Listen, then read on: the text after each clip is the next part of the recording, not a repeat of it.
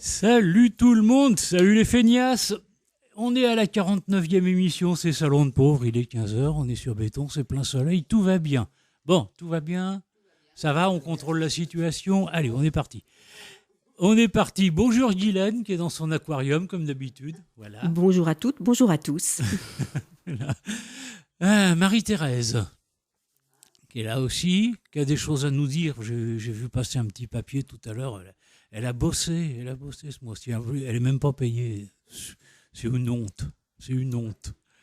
Et des invités, comme tous les mois. Comme tous les mois, il y a des invités. Bien, aujourd'hui, on est nombreux. C'est bien. On va se tenir chaud. C'est con, il n'y a même pas à boire. Bah oui. Bon, je suis désolé. Allez, on les présente. Nihil perfectum sub sole, comme disaient les anciens.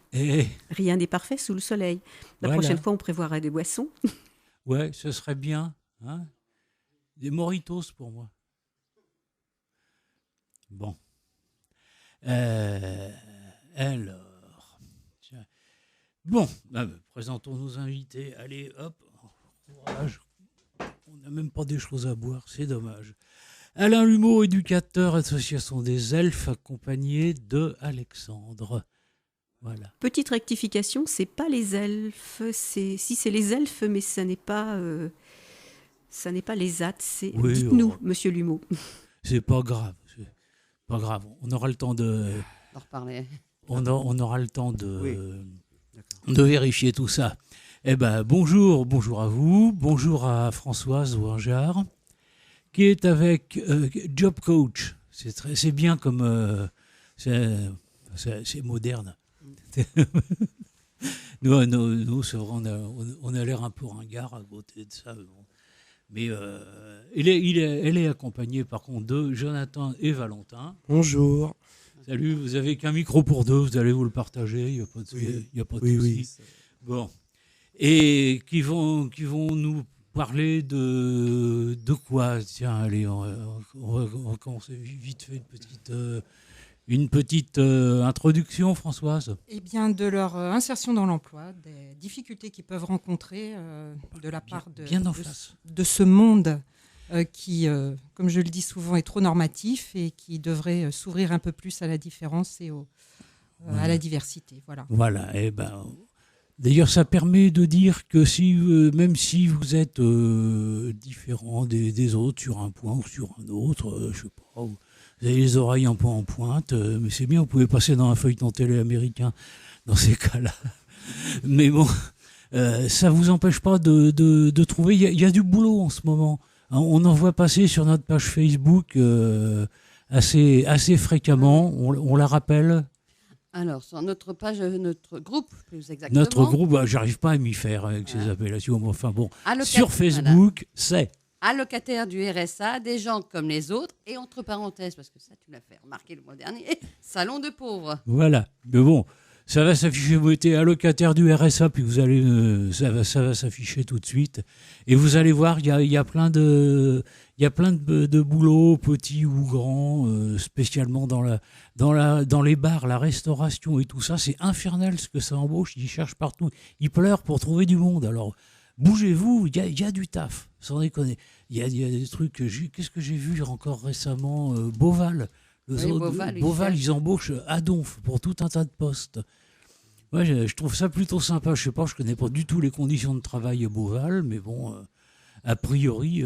Puis à Beauval, ils ont un centre de formation, donc ils peuvent former les gens.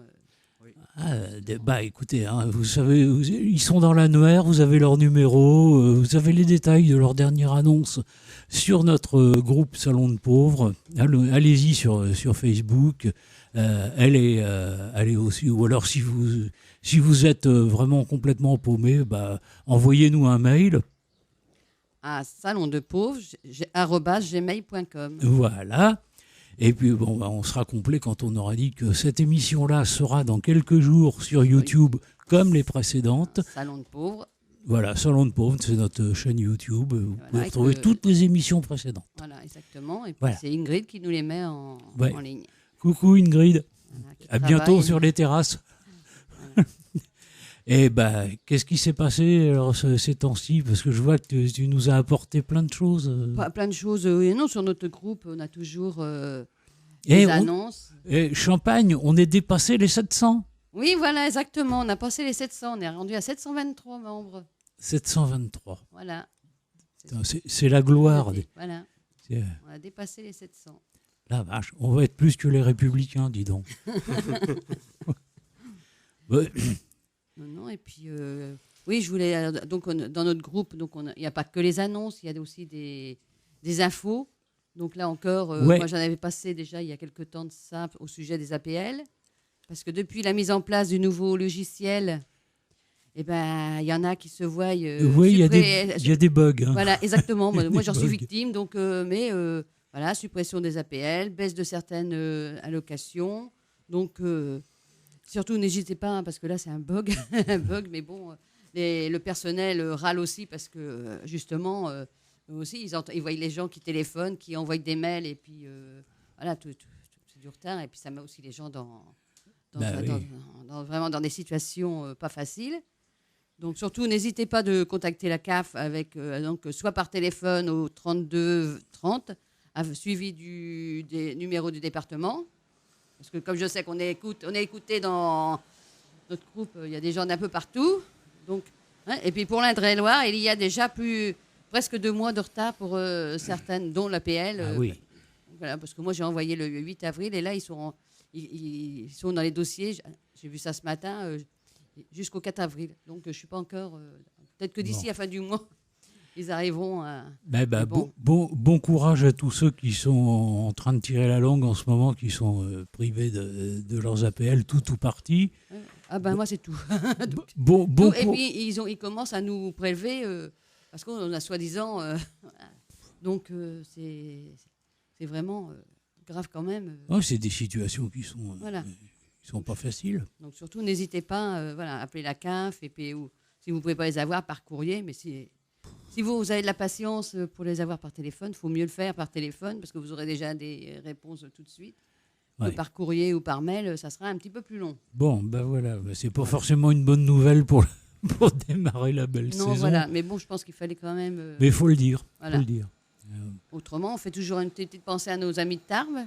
Oui. Voilà, une petite pensée. Voilà. Donc, voilà. Et puis à tous ceux qui sont de notre groupe, du grand groupe du RSA qui sont pour l'instant privés de rencontres parce que. Mais oui. Donc, alors ça, on va voir ce qui va. Bon, il se passera rien avant la rentrée maintenant, je suppose. De toute façon, voilà. Mais bon, surtout qu'on va voter le mois prochain, donc de toute manière, je ne sais pas ce que ça va donner selon les élections. On verra pour notre prochaine émission. Voilà. Bon, ça nous préoccupe pas de trop. C'est pas trop grave. Nous, on continuera de toute façon ce qu'on a commencé. Et puis voilà. Hein, et puis bon, on va... Au 720, combien tu dis ? 723. Il faut les rappeler, les bonnes nouvelles quand même. 723. Ça a été depuis... en un an, on a augmenté. Ça a été à une vitesse... tant mieux. Vivement le prochain confinement. Non, il ne fallait pas dire ça. Non. Bon, merde. Bon, j'ai rien dit. J'ai rien dit. Bon. On n'a pas du tout envie d'être reconfiné. Et puis, Guylaine. Eh bien, je pense qu'on peut commencer en fait à avoir un petit dialogue avec nos invités et en particulier, on va commencer par Monsieur Lumeau qui est aussi accompagné d'une personne, Alexandre, et on va peut-être lui demander s'il peut nous présenter son activité. Oui, bonjour à tous. Donc, je suis éducateur et conseiller en insertion professionnelle dans un SAVS, c'est-à-dire service d'accompagnement de vie et d'insertion sociale. Donc, l'association Les Elfes comporte 8 structures sur la commune de Luynes et sur la commune de Tours, accompagnant a priori 400-450 personnes en situation de handicap et de maladie psychique. Voilà. Nous sommes 7 dans l'équipe du SAVS. Nous accompagnons des personnes qui sont dans leur vie sociale chez elles, c'est-à-dire dans un logement bailleurs sociaux ou bailleurs privés. Donc nos missions sont d'accompagner les personnes en fonction de leurs besoins dans leur vie sociale, de leur vie professionnelle, envers tous les domaines de la vie, sur la santé, le soin, etc., etc. Donc, pour ce faire, c'est un accompagnement sous forme d'un contrat d'accompagnement et sous forme évidemment de lien avec la MDPH, la Maison départementale des personnes handicapées. Et par ailleurs, donc, me concernant, j'ai une mission de conseiller en insertion professionnelle qui permet d'accompagner, c'est une des missions de notre structure, d'accompagner les personnes dans leurs projets professionnels quels qu'ils soient. Donc, je redis, des personnes en situation de handicap dû à une déficience intellectuelle ou de maladie psychique.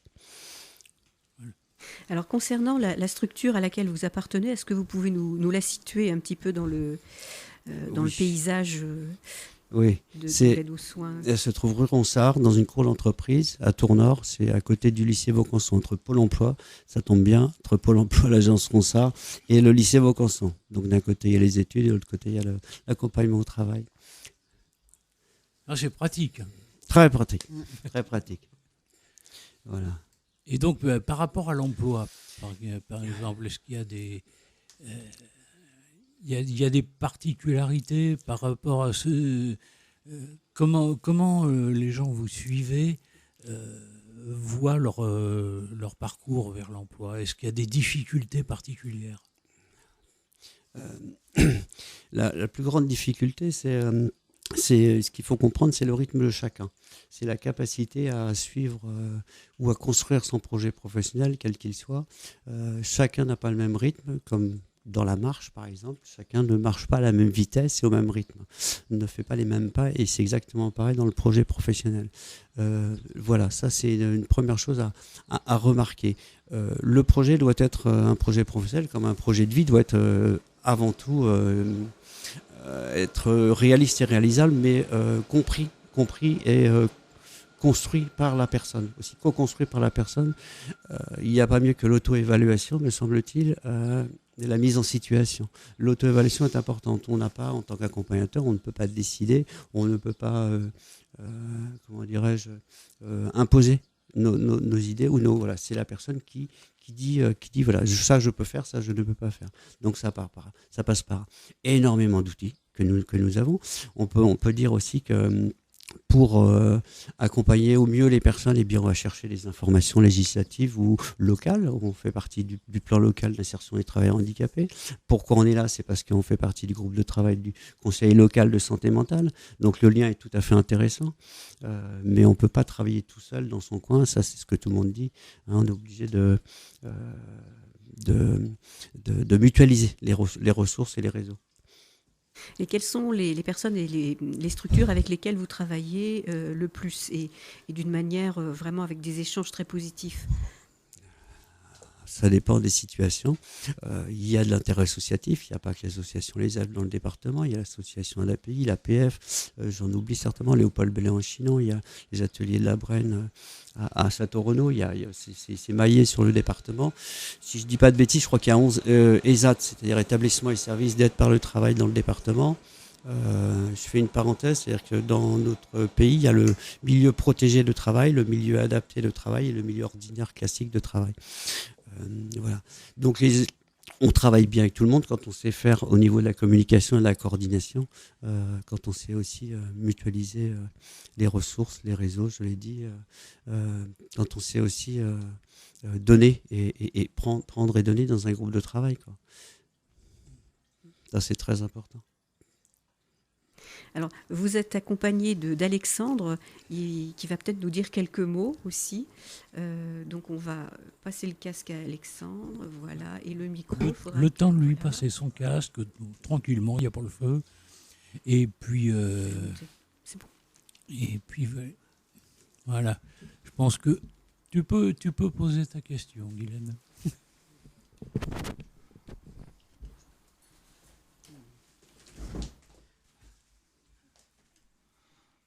Bonjour Alexandre. Bonjour Guylaine. Est-ce que vous nous entendez bien? Oui, ça va. Ouais. Avec le casque, c'est toujours bien. Oui, ça va, j'entends correctement. Alors, bon. Je voulais vous poser quelques questions. Est-ce que vous pouvez nous parler un peu des difficultés que vous avez rencontrées? Les difficultés que j'ai rencontrées au niveau de l'emploi et des formations, c'est que J'avais fait plusieurs cycles de formation, donc de remise à niveau avant une éventuelle qualification.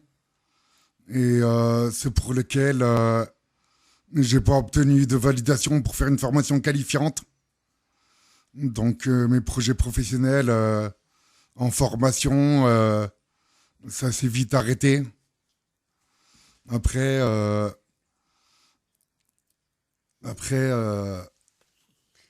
au cours des formations que j'ai fait, Non, t'inquiète pas. Ne vous inquiétez pas des lumières, Alexandre, ça. C'est relié à l'étage au-dessous, en fait. D'accord. C'est le téléphone qui sonne en bas. Ah bon? Voilà. Mais bon, c'est pas grave. On s'en fout complètement. D'ailleurs, on va finir par l'attaquer à coups de savate, la loupiote. Bon, Alors, continuons un peu, Alexandre, avec vos expériences et dites-nous ce que vous faites actuellement et si vous faites des choses intéressantes qui vous satisfont. Oui, bien sûr. En dehors d'avoir un suivi au service avec Alain, je vais régulièrement dans un hôpital de jour. C'est l'hôpital de jour de la psychiatrie, en Psy B, donc à la Douzilière. Et donc, dans les moments où je vais là-bas, c'est justement pour faire des activités, être en contact de personnes, ne pas rester chez moi sans rien faire, essayer le plus possible de ne pas rester enfermé dans l'isolement. Et on fait pas mal de choses en commun, comme activité, comme sortie, comme plein de trucs. Et c'est aussi ça qui a fait que, même si là, au jour d'aujourd'hui, je ressens pas vraiment le besoin de travailler à cause justement de mes problèmes psychiques, eh ben, j'ai trouvé un autre moyen pour occuper mes journées sans travailler. Parce que plusieurs fois, j'ai été mis en difficulté. Quand j'étais en blanchisserie, au bout de 2 jours, c'est moi qui suis allé voir le patron en lui disant écoutez, au niveau physique, j'en peux plus, je tiens plus le coup, il faut que j'arrête. Et donc, l'autre cas où, quand j'étais en aide jardinier, c'est le patron qui est venu vers moi en me disant au bout de 2 jours écoutez, vous satisfaisez pas, vous n'êtes pas assez productif, on arrête là. Et quand on a des maladies psychiques, ça aide pas beaucoup par rapport au travail. Parce que la plupart du temps, on peut être à l'aise, mais on peut aussi ne pas du tout être à l'aise avec le milieu dans lequel on travaille. En se disant, j'espère que ils vont m'accepter comme je suis, j'espère que je vais pouvoir faire mon travail comme je dois le faire. Pas mal de questions et tout, qui en fait, ça crée une angoisse. On vit avec ça tous les jours, en se disant, le matin quand je vais travailler, est-ce que je vais passer une bonne journée ou pas? Ou est-ce que ça va être comme la veille et ça va m'énerver toute la journée de travailler? Sans parler de personnes qui rencontrent des ennuis avec le travail proprement dit, le fait de ressentir trop d'efforts physiques. Et quand ça se met en action, les deux, avoir des problèmes physiques et psychologiques, à force, on ne tient plus. Oui, c'est très intéressant ce que vous nous dites là, Alexandre. Et peut-être que vous pouvez, merci beaucoup de ce témoignage, est-ce que vous pouvez repasser le casque à Monsieur Lumeau, parce que ça serait intéressant de développer un peu l'idée que vous avez évoquée du fait des difficultés, donc de vivre sans travailler, en fait. Hein. Oui, oui. Alors, peut-être que tu vas répéter ta question, Guylaine, parce que oui, il n'a pas entendu. Ce qu'a évoqué Alexandre tout à l'heure, c'est-à-dire que les difficultés à la fois psychiques et puis physiques pour aborder le travail étaient particulièrement difficiles, ça ne convenait pas. Et il arrive un moment où, effectivement, Alexandre s'est rendu compte qu'il était pas bien du tout dans l'espace de travail. Est-ce que vous pourriez nous en parler en enlevant votre masque pour parler? Merci. Oui, effectivement, bon, c'est le cas d'Alexandre, enfin la situation d'Alexandre, pardon, et la situation de beaucoup d'autres personnes. C'est-à-dire que là, ce que je disais tout à l'heure, la capacité, les compétences sont là certainement, elles sont possiblement travaillables, mais les capacités physiques et psychologiques ou psychiatriques sont compliquées pour tenir, pour assumer comme peut-être nous on l'assume, c'est bien, j'ai une aide micro, c'est Alexandre qui m'aide, c'est parfait. Voilà, pardon. Supporter, pour certaines personnes, c'est supporter le bruit, c'est supporter les contraintes, c'est supporter l'exigence d'un chef d'équipe, c'est supporter une équipe, c'est supporter un bruit de machine, c'est se lever le matin, tout simplement. Même s'il y a du sens pour nous, eh bien, il y a peut-être un sens différent pour Alexandre comme pour d'autres personnes. Voilà. Oui, c'est justement, il faut s'adapter et il faut admettre de s'adapter à ce que la personne peut en fait faire, à son rythme, à ses difficultés. Et ça, c'est vraiment tout un enjeu en fait de l'accompagnement aussi que vous menez auprès des personnes. Oui, c'est exactement le cœur de l'accompagnement par rapport à l'emploi et aussi par rapport qui fait de toute façon partie du projet de vie également, puisqu'on parle bien de la globalité de la personne. Nous sommes une personne tous autant qu'on est tout entière, avec ses affects, avec ses intérêts, ses motivations. Oui, c'est le cœur de l'accompagnement, c'est l'adaptation, c'est trouver la meilleure cohérence, la meilleure imbrication entre la capacité de la personne en situation de maladie psychique et la réalité, une forme de réalité du monde du travail. Je le redis, il n'y a pas mieux que l'auto-évaluation.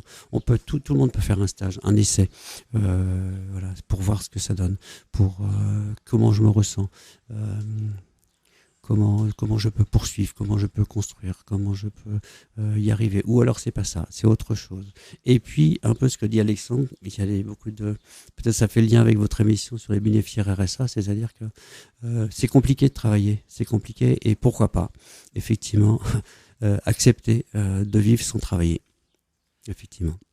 C'est une question très très vaste qu'on a déjà abordée avec pas mal de gens. Et qui provoque, alors c'est ça moi perso, c'est ça qui me plaît bien, parce que ça provoque toujours des tas de réactions opposées, et qui sont c'est le rapport au travail en fait, et ça moi j'avais envie de vous poser une question, cette auto-évaluation et tout ça, est-ce qu'on la demande aux employeurs? Non, on ne la demande pas aux employeurs, je ne sais pas. Par contre, nous sommes quelques-uns à avoir pensé, je fais le lien, ça me fait penser à cela, un entretien d'embauche classique et compliqué pour certaines personnes. Et donc, pourquoi pas faire l'entretien d'embauche sur le poste de travail. Comme ça, on voit l'employeur voit, ou la personne qui reçoit dans l'entreprise peut voir tout de suite les compétences et les capacités des personnes. Et puis là, ça libère la parole, peut-être sur un mode plus adapté à la personne. Enfin, il y a des tonnes d'astuces de cette manière-là. Mais c'est vrai que ça pourrait être intéressant, puisqu'on demande aux gens qui sont en demande d'emploi, qui sont parmi les gens que vous suivez, on leur demande un effort. On leur demande de faire un pas vers le travail, vers l'entreprise. Qui leur demande une réflexion, un effort, parfois même un effort très difficile. On peut se poser la question de dire, on demande un effort aussi à l'entreprise, à l'employeur, parce que c'est pas forcément évident, avec tous les clichés que ça trimballe, c'est pas évident d'employer des personnes qui ont un handicap, surtout un handicap mental, sauf à obéir un peu à la loi qui oblige, sous peine de petite amende, ne sont pas excessives d'ailleurs, à en embaucher un certain pourcentage dans son personnel. C'est le seul effort, à mon avis, que je vois qui est bien évident. Mais est-ce que les employeurs se posent cette même question de l'auto-évaluation, de se dire qu'est-ce que je peux offrir, qu'est-ce que je peux pas offrir, qu'est-ce que mon personnel est capable d'intégrer ou pas, qu'est-ce que la structure de l'entreprise même, et sinon qu'est-ce qu'il faut changer dans la structure de l'entreprise. Il y a tout un questionnement qui me semble intéressant à creuser de ce côté-là aussi. Je crois que François sera plus à même de parler de ce sujet par rapport à l'entreprise. Il y a beaucoup de questions. Ça va être son tour tout à l'heure. Oui, bien sûr. Il y a beaucoup de questions dans votre question. Finalement, il y en a énormément. Ce qu'on peut dire que depuis un petit moment, effectivement, non seulement les entreprises doivent ont l'obligation, on dit d'assujettissement, d'embaucher 6% de leur effectif. Désormais, c'est les entreprises aussi de moins de 20 salariés qui ne sont pas obligées forcément, mais qui sont tout au moins sensibilisées fortement. Sur la question de l'effort, alors il y a aussi les agences d'intérim qui, en plus de s'occuper des personnes, parce qu'il y a un surcroît d'activité dans une entreprise où il manque du personnel, c'est aussi d'accompagner les personnes travailleurs handicapées. Sur le coup de... Qu'est-ce que vous disiez déjà dans vos questions ? D'inciter les employeurs potentiels à se poser des questions, de dire qu'est-ce que moi je suis prêt à offrir, qu'est-ce que je suis pas prêt à offrir. Il y a les spécificités de l'entreprise, je suppose. Voilà, la structure même de l'entreprise. Ils peuvent pas. Après, ça dépend tout à fait du handicap. Je crois qu'il y a des personnes qui sont présentes là qui vont pouvoir dire des choses très intéressantes sur le sujet, sur les hypercompétences. C'est un vaste sujet. Je pense qu'il y a des entreprises qui sont prêtes, qui sont sensibilisées à ça. Pourquoi ? Parce que le chef d'entreprise, parce qu'il y a une expérience qui fait que, et puis il y a les entreprises qui sont fermées à ça. Et puis je vais être un peu généraliste pour finir, c'est-à-dire que sur l'effort dont vous parliez, l'entrepreneur fait des efforts, un élève fait des efforts, un lycéen fait des efforts, dans le parcours scolaire on fait des efforts aussi en tant que contribuable, on fait tous des efforts, on fait des efforts toute sa vie de toute façon. Donc au final, il n'y a pas de particularité. Si je continue un tout petit peu, est-ce que l'embauche des travailleurs handicapés est différente du chômage des jeunes, de l'embauche des jeunes, des ruptures de parcours dans la scolarité, de l'embauche des plus de 50 ans dans notre société? Après tout, c'est un sujet que je ne veux pas banaliser. On est là pour ça, on est là pour en parler. Mais si on l'inclut dans la société, c'est ça. On peut comparer avec des choses tout à fait semblables. C'est pour ça que vous êtes là d'ailleurs. Ouais. Parce que justement, il y a des clichés dans la tête d'un grand nombre de gens qui stigmatisent des parties entières de la population selon des critères qui souvent n'ont rien d'objectif ou de scientifique, mais qui sont de l'ordre du fantasme presque. Et ça, on est obligé de faire avec quand on est placé dans cette situation-là, parce qu'on ne l'a pas choisi, puis on le prend dans la gueule quand même. C'est au même titre que les gens qui se retrouvent au RSA après un parcours de vie qui peut être très différent d'une personne à l'autre, et qui d'un seul coup se voient montrer du doigt, traités de profiteurs, de parasites, de cassos, et j'en passe et des meilleurs, partout, jusque dans leur famille parfois. Oui. Et ça, nous, on est modestement dans notre coin, un petit maillon de la chaîne qui essaye au long des mois de faire péter tout ça, parce que ça devient insupportable.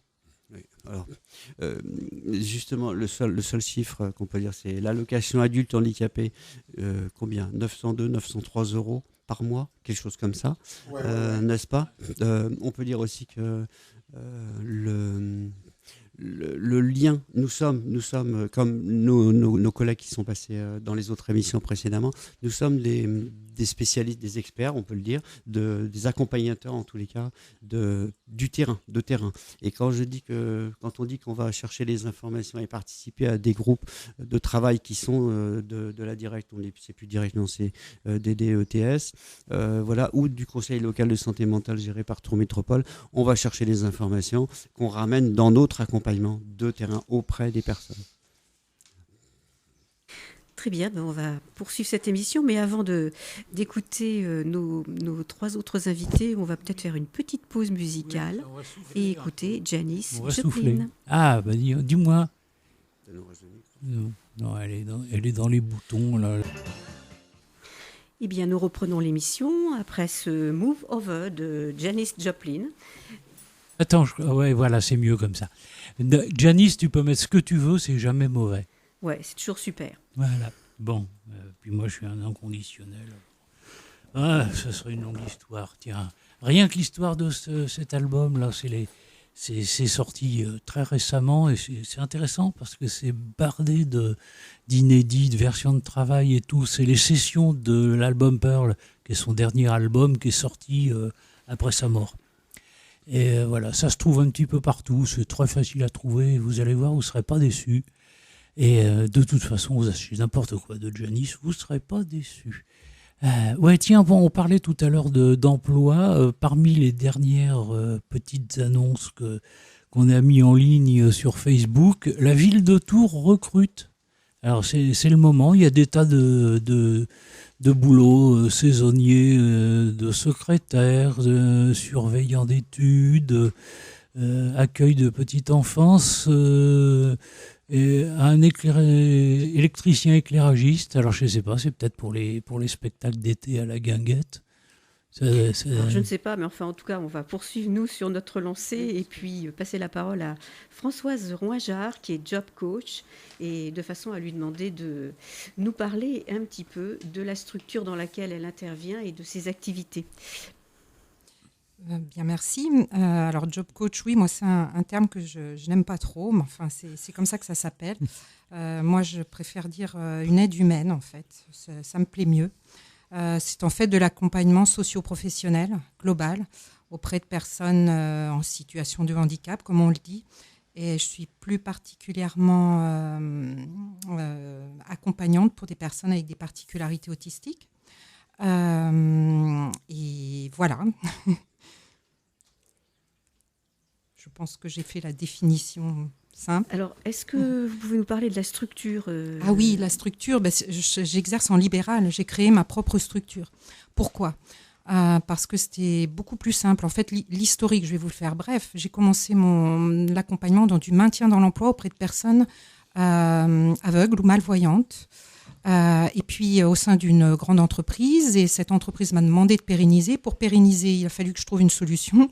Donc j'ai créé mon activité au sein d'une coopérative, une CAE, une coopérative d'activité et d'emploi. Donc ça fait partie de l'économie sociale et solidaire, ce qui me plaît bien. Et voilà, et je pense qu'avec une activité telle que celle-ci, je ne suis pas liée, je suis libre, je suis réactive et je peux agir sur le terrain sans la problématique administrative et toute sa lourdeur qui ralentit dramatiquement les parcours des personnes en recherche d'emploi.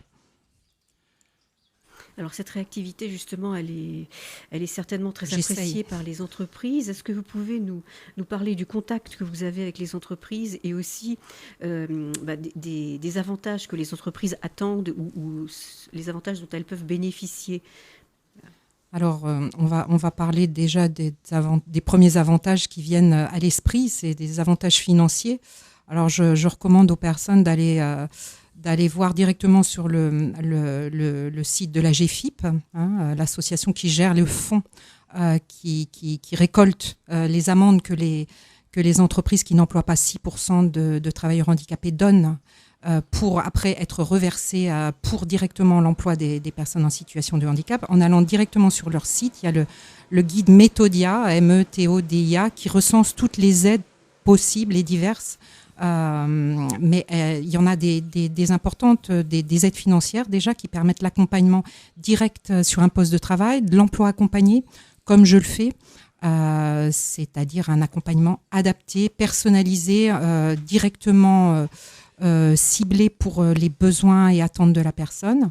Ça peut être aussi dans le cadre d'une personne qui est déjà en emploi, quelque chose auquel les entreprises ne font pas souvent appel, c'est la reconnaissance de lourdeur du handicap, la RLH, qui permet justement d'instaurer une aide humaine au sein d'une entreprise. Et je maintiens ce terme, aide humaine, qui est souvent peu valorisée par rapport à l'aide technique. C'est dingue, hein, mais pourtant oui, elle est moins reconnue qu'une aide technique. Moi, ça me fait toujours rigoler parce que l'humain, il devrait être central. Donc ça fait par quelques aides. Justement, si on globalise la question, est-ce que l'humain est central dans l'entreprise ? C'est une question qui est bonne. Ça dépend des entreprises. Je pense qu'il y en a, oui. Il y en a. Oui. On est là pour les aider. Mais moi, l'avantage dont je voudrais parler avant toute chose, avant de parler de financier, de retour sur investissement et tout ça qui me dépasse un peu, je voudrais parler de l'avantage primordial, c'est que toutes les entreprises qui emploient ou qui ont fait l'essai, comme on dit, d'employer des personnes en situation de handicap, toutes sans aucune exception, témoignent des avantages et de l'ouverture d'esprit que ça leur a apporté dans cette société normative qui veut nous faire entrer tous des petits carrés dans des ronds alors que ça rentre pas, donc on y va au forcing. Et cet avantage-là, il est inestimable. C'est-à-dire que l'ouverture d'esprit des équipes qui font changer aussi un petit peu la façon de manager, comme on dit, encore un terme, mais qui se dit que peut-être en écoutant des personnes différentes de soi, on peut peut-être être à l'écoute de son équipe au mieux. Et s'il y a une petite perte de temps au début pour des adaptations de poste ou des réflexions, cette perte de temps, après, ce temps, il est gagné, 1000 fois gagné quand la personne peut exprimer ses compétences et ses savoir-faire. Ouais, et je sais pas, une petite question qui me vient comme ça. Est-ce que vous pensez que les entreprises de ce qu'on appelle un peu, de façon un peu bidon, mais bon, la nouvelle économie, c'est les start-up et tout ça, vous pensez pas qu'elles sont un peu plus ouvertes ? J'ai du mal à le dire. Je pense qu'elles sont prises aussi dans le flot de la productivité. Ah bah oui, bien sûr. Donc, peut-être même encore plus que beaucoup d'entreprises de l'ancien monde. Et c'est possible. Oui. Ça doit dépendre aussi du management, de la tête et des gens qui dirigent ça et des valeurs impulsées au sein des équipes. Mais je pense qu'à partir du moment où on est pris dans une productivité, dans un cycle où il faut produire, où il faut gagner de l'argent, on est moins à l'écoute de quelqu'un qui met un peu plus de temps, qui a besoin d'un peu plus d'écoute. Donc, oui. Non, mais je crois que pour en connaître quelques-unes de près, j'ai l'impression d'un discours un peu différent quand même, où on a plus tendance à valoriser les particularismes plutôt que l'ancien raisonnement qui est de mettre tout le monde dans le même moule et puis si ça rentre pas, on tasse et puis ça rentre quand même. Oui, je vois ce que vous voulez dire. Oui, mais en même temps, oui, tout à fait. C'est-à-dire qu'on aime la diversité parce on a compris, et ça c'est les neurosciences qui nous l'ont fait comprendre, que cette neurodiversité, elle est signe de vitalité et de vie, tout simplement. On la voit partout. Mais en même temps, il y a quand même cette envie de gagner des sous et d'être productif. Donc voilà, je sais pas en fait, mais je vois ce que vous voulez dire. C'est l'ambiguïté de la situation. Voilà, c'est un peu paradoxal peut-être. Je sais, pour avoir discuté avec un certain nombre de gens qui ont créé des boîtes, des structures comme ça, je les sens un peu plus à l'écoute du fait de valoriser pas forcément des différences en tant que telles, mais surtout par la différence de méthode de raisonnement, de différence d'être, ça valorise, ça apporte des compétences qui sont autres. Oui, très certainement. Et ça les intéresse parce que tout bêtement, c'est pas de l'humanisme. Hein. Ne pas croire ça, c'est que les compétences, ça se vend. Exact. Tout simplement. Tout à fait. Oui, tu voulais dire quelque chose, Dylan ? Oui, parce que là, nous avons effectivement deux invités. Nous avons Valentin et Jonathan. Est-ce que, par exemple, Valentin pourrait nous parler des difficultés qu'il connaît et de ses projets et de la façon dont les choses se passent ?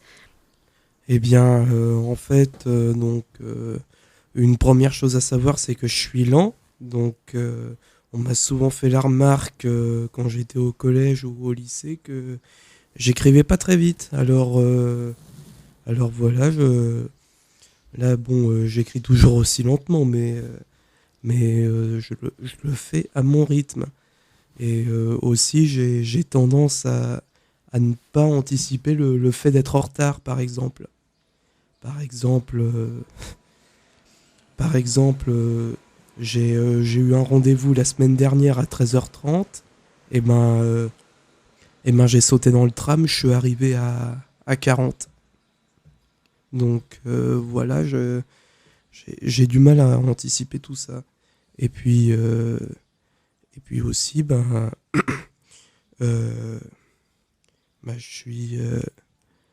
j'ai tendance à être détaché du monde extérieur. Par exemple, je sais même pas combien coûte une polo.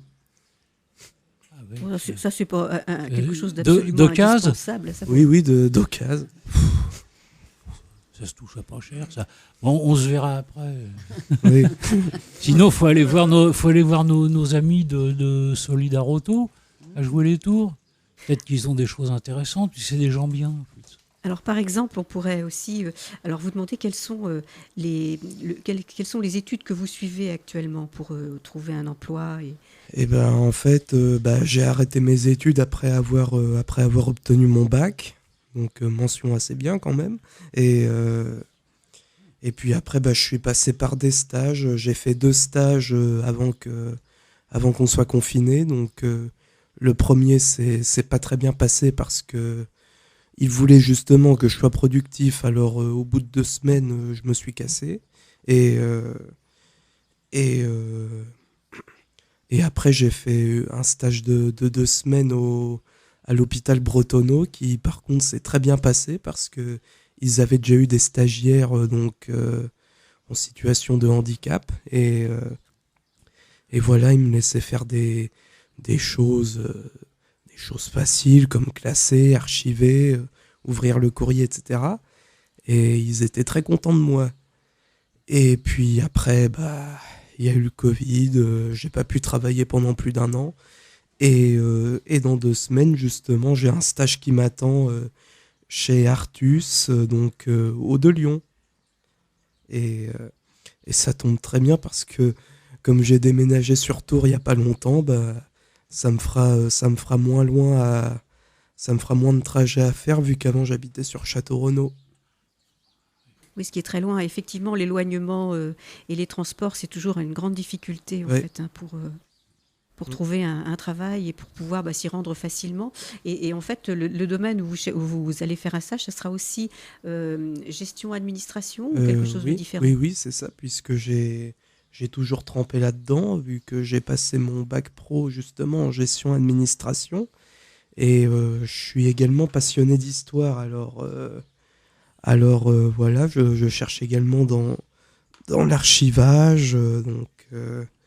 Voilà, et puis j'adore aussi les livres. Donc justement, Madame Rouingeard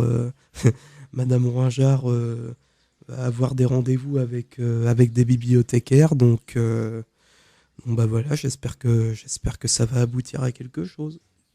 Oui, les archives ou les bibliothèques, ça pourrait être un domaine qui vous intéresse. Oui. Merci beaucoup, Valentin. De rien. Nous allons peut-être passer la parole maintenant à Jonathan. Voilà, on fait un petit échange de voilà, matériel. Jonathan qui va nous parler aussi, en fait, même chose, des difficultés qu'il a rencontrées, du stage qu'il a pu effectuer. C'est à vous, Jonathan. Salutations. Salutations. Voilà, donc je me présente, Jonathan Tonnerre. Je suis un ancien étudiant en recherche d'emploi. J'ai travaillé à la fac des langues de Tours. J'ai fait une licence en anglais, civilisation et communication. Et du coup, moi aussi, mes handicaps, c'est un peu comme Valentin. Je suis lent à l'écrit et à la composition orale et écrite. Aussi pour lire et d'autres tâches. Donc je compense avec en plus un perfectionnisme derrière qui me fait prendre encore plus de temps pour mes tâches et autres. Donc voilà, c'est à peu près mon cas à moi. Mais vous avez effectué récemment un stage. Est-ce que vous pouvez nous en parler de l'Institut de Touraine et de ce que vous avez pu y faire? Alors lors de mes années à la fac, du coup, j'ai fait un stage de 2 mois à peu près à l'Institut de Touraine, qui donc pareil a été pris en amont avec Madame Roingard pour une préparation. Tout a été mis en place pour m'accueillir dans les meilleures circonstances. Et ça s'est très bien passé d'ailleurs. Il y a eu un petit temps d'adaptation, mais pareil, c'était très confortable, ce que moi j'aurais recherché après dans la vie professionnelle plus tard. En fait, ce qui est extraordinaire, c'est que vous êtes parfaitement bilingue, anglais, français, oui. Que vous avez donc suivi ce cursus universitaire d'études des langues. Et en fait, l'Institut de Touraine, qui accueille des étudiants étrangers, vous êtes parfaitement qualifié en fait pour ce type d'accueil et d'emploi. Oui, j'avais fait d'ailleurs lors de la fac des accueils d'étudiants en Erasmus, les aider à s'installer à Tours si besoin. Mais oui, du coup, à l'Institut de Touraine en question, j'avais fait donc du travail d'accueil ainsi que d'aide au centre de ressources et l'animation de certains ateliers, dont une discussion aussi en langue française pour les étrangers. Oui, parce qu'en fait, les étudiants qui sont accueillis à l'Institut apprennent le français. Ils ont déjà fait un cursus en français, mais ils viennent nous voir parce que la Touraine, c'est la région de France où on parle le mieux le français, dit-on, sans accent. Et vous avez peut-être pu, vous, justement, aider ou leur donner des conseils à ces étudiants. Disons des conseils, oui, sur les événements de la région. Quelles animations il y aurait dans le coin aussi, surtout lors des fêtes comme Halloween et autres. Halloween que nous ne suivons pas très très bien, mais qui est très suivi aux États-Unis et en Grande-Bretagne. Oui. Enfin, de plus en plus, on voit même des enfants qui viennent frapper à la porte et demander des friandises. Voilà. Trick or treat, comme ils disent. Et donc il est conseillé de leur filer des bonbons au poivre. Il est méchant, Alain. Il dit toujours des choses comme ça. C'est pas bien, ça. Non. Plus sérieusement, alors là, il y a eu l'arrêt qui a été dû notamment au confinement du Covid. Et quels sont vos projets, Jonathan, maintenant? Alors, donc à la base, c'était parti sur un CDI avec l'Institut de Touraine. Mais oui, effectivement, il y a eu le grand méchant Covid qui est arrivé. Et du coup, pareil, comme Valentin... je suis passé 1 an maintenant sans travailler et c'est dur un peu de se dire est-ce que je vais pouvoir trouver quelque chose par la suite. Alors j'ai une place qui serait garantie à l'Institut de Touraine quand eux auront pu récupérer du Covid parce qu'eux aussi sont un peu dans l'embarras à cause de ça. Et en attendant, du coup, je suis aussi dans le cadre du coup du sans-emploi de trouver un travail, de vivre du coup sans emploi pour l'instant dans ces temps qui sont incertains. Enfin, ceci dit, l'Institut de Touraine vous apprécie beaucoup, donc ce qui fait que normalement, ils devraient pouvoir, dès qu'ils rouvrent eux-mêmes leurs portes, vous accueillir à nouveau. Donc ça, c'est extrêmement positif. On voit à quel point... On se retient d'ailleurs, enfin, on s'accroche à ça. On s'accroche à ça, du coup, on se dit, peut-être que si j'arrive à survivre du coup à cette situation, j'arriverai à avoir ce stage au bout du tunnel. A priori, c'est bien parti. Oui. Pour la survie, tout au moins, c'est déjà bien parti. Oui, je trouve que je supporte plutôt bien cette situation, heureusement. Bientôt vacciné ou pas? On se tâte. Ah, voilà. Encore un débat. Voilà. Qui est pour, qui est contre? Levez le doigt. Tiens, qui est pour qui c'est qui est vacciné ici? Ah, il n'y en a qu'un. Bravo, Alexandre. Les deux? Ah, putain. Il y a des pistonnets, moi je trouve, franchement. Non, Guylaine, non. Non, moi je ne réponds pas aux questions personnelles. Voilà, bon. j'ai lu de la question. Bon, point suivant, c'est pas grave. Non. Oui, Jonathan, Oui. quels sont... l'Institut Touraine, c'est votre premier choix en fin de compte. Et autrement, est-ce que vous aviez d'autres idées, d'autres projets professionnels éventuellement, des choses qui vous passionnent, qui vous intéressent? Alors du coup, c'est vrai que j'ai fait un peu de tout en attendant du coup de trouver un peu des nouvelles de l'Institut Touraine et ainsi de suite. Du coup, tout ce qui tourne autour de la traduction ou des cours d'anglais, ça m'est arrivé d'en donner comme ça. Mais après avoir vécu ce stage qui était si confortable de l'Institut Touraine, c'était vraiment... c'est difficile de se dire est-ce que je pourrais avoir envie de faire autre chose. Donc surtout après qu'on trouve un endroit si accueillant, donc voilà, c'est pour ça. Bon, en tout cas, on vous souhaite beaucoup de chance et beaucoup de succès pour l'Institut de Touraine. On va peut-être revenir justement à Madame Roingard, parce que c'est avec elle en fait que vous êtes accompagnée dans ces différents stages, etc. Est-ce que vous pouvez nous dire concrètement comment vous vous y prenez, Madame Roingard, pour contacter les entreprises? En plus, elle a un micro pour elle toute seule. Il faut que ça serve. Comment je m'y prends?